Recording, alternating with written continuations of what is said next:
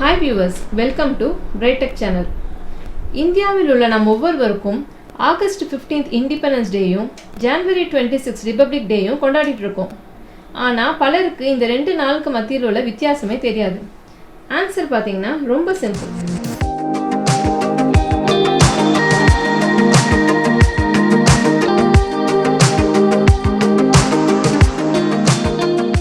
Independence day அப்படிங்கிறது ஆங்கிலேயர் ஆட்சியிலிருந்து இந்தியா சுதந்திரம் பெற்ற நாள்.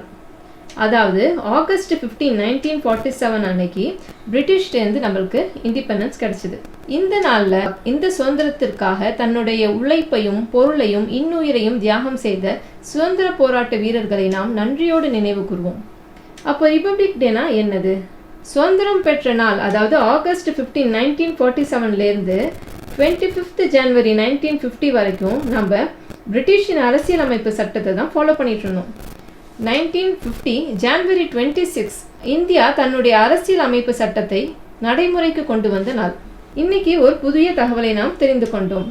அனைவருக்கும் இனிய சுதந்திர தின வாழ்த்துக்கள். நன்றி.